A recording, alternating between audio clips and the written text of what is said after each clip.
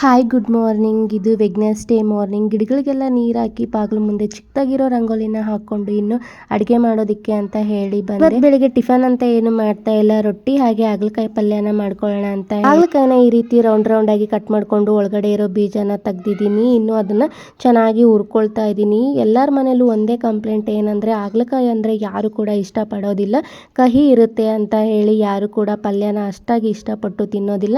But ಈ ತರ ಒಂದ್ಸರಿ ಮಾಡಿ ನೋಡಿ. ಮಸಾಲೆ ಎಲ್ಲ ಹುರ್ಕೊಂಡು ಮಾಡೋದ್ರಿಂದ ತುಂಬಾನೇ ಟೇಸ್ಟಿ ಆಗಿರುತ್ತೆ, ಹಾಗೆ ಕಹಿ ಅಂತ ಕೂಡ ಅನ್ಸೋದಿಲ್ಲ. ಮಸಾಲ ಹುರ್ಕೊಳ್ಳೋದಕ್ಕೆ ಒಂದು ಪ್ಯಾನ್ ನ ಇಟ್ಕೊಂಡು ಕೊತ್ತಂಬರಿ ಕಾಳು, ಕಡಲೆಬೇಳೆ, ಉದ್ದಿನ ಬೇಳೆ, ಜೀರಿಗೆ, ಎಳ್ಳು, ಗಸಗಸೆ, ಮೆಂತ್ಯ, ಒಣಮೆಣಸಿನಕಾಯಿನ ಹಾಕೊಂಡು ಚೆನ್ನಾಗಿ ಹುರ್ಕೊಂಡು ಹಿಂಗು ಅರಿಶಿನ ಪುಡಿನ ಹಾಕೊಂಡು ಕಂಪ್ಲೀಟ್ ಆಗಿ ಕೂಲ್ ಆದ್ಮೇಲೆ ಒಂದು ಮಿಕ್ಸಿ ಜಾರ್ಗೆ ಹಾಕೊಂಡು ಈ ರೀತಿಯಾಗಿ ಪೌಡರ್ ಮಾಡ್ಕೊಂಡು ಇಟ್ಕೊಳ್ಬೇಕು. ಈಗ ಇನ್ನೊಂದು ಮಿಕ್ಸಿ ಜಾರ್ಗೆ ಟೊಮಾಟೊ, ಬೆಳ್ಳುಳ್ಳಿ, ಶುಂಠಿನ ಹಾಕೊಂಡು ಪ್ಯೂರಿ ಮಾಡಿ ಎತ್ತಿಟ್ಕೊಂಡಿದ್ದೀನಿ. ಈಗ ಒಗ್ಗರಣೆ ಹಾಕೋಣೋದಕ್ಕೆ ಒಂದು ಬಾಣಲೆಗೆ ಬೇಕಾಗುವಷ್ಟು ಎಣ್ಣೆ, ಸಾಸಿವೆ, ಜೀರಿಗೆ, ಕರಿಬೇವು, ಈರುಳ್ಳಿನ ಹಾಕೊಂಡು ಚೆನ್ನಾಗಿ ಬಾಡಿಸ್ಕೊಂಡು ಇಟ್ಕೊಂಡಿರೋ ಪೇಸ್ಟ್ ಮಾಡಿಟ್ಕೊಂಡಿರೋ ಪೌಡರ್ನ ಹಾಕೊಂಡು ಚೆನ್ನಾಗಿ ಬಾಡೋದಕ್ಕೆ ಬಿಡಬೇಕು. ಬೇಕಾಗುವಷ್ಟು ನೀರು, ಫ್ರೈ ಮಾಡ್ಕೊಂಡಿರೋ ಹಾಗಲಕಾಯಿನ ಹಾಕಿ ಚೆನ್ನಾಗಿ ಮಿಕ್ಸ್ ಮಾಡ್ಕೊಂಡು ಕುದಿಯೋದಕ್ಕೆ ಅಂತ ಹೇಳಿ ಬಿಟ್ಟು ಒಳಗಡೆ ರೊಟ್ಟಿಗೂ ಕೂಡ ರೆಡಿ ಮಾಡ್ಕೊಳ್ತಾ ಇದ್ದೆ. ಇನ್ನು ಪಲ್ಯ ಎಲ್ಲ ಚೆನ್ನಾಗಿ ಕುದ್ದಿದೆ ಅನ್ನುವಾಗ ಕೊತ್ತಂಬರಿ ಸೊಪ್ಪು, ಉಪ್ಪನ್ನ ಹಾಕೊಂಡು ಚೆನ್ನಾಗಿ ಮಿಕ್ಸ್ ಮಾಡ್ಕೊಂಡ್ಬಿಟ್ಟು ಹಾಗಲಕಾಯಿ ಮಸಾಲ ಗೊಜ್ಜು ರೆಡಿನೇ ಆಗ್ಬಿಡುತ್ತೆ. ಹಾಗೆ ರೊಟ್ಟಿನೂ ಕೂಡ ಮಾಡ್ಕೊಳ್ತಾ ಇದ್ದೀನಿ. ಮನೇಲಿ ಆಲ್ಮೋಸ್ಟ್ ದಿನಕ್ಕೆ ಒಂದ್ಸರಿನಾದ್ರೂ ರೊಟ್ಟಿನ ಮಾಡ್ತೀವಿ. ನಮ್ಮ ಮನೇಲಿ ಎಲ್ರಿಗೂ ಕೂಡ ತುಂಬಾನೇ ಇಷ್ಟ.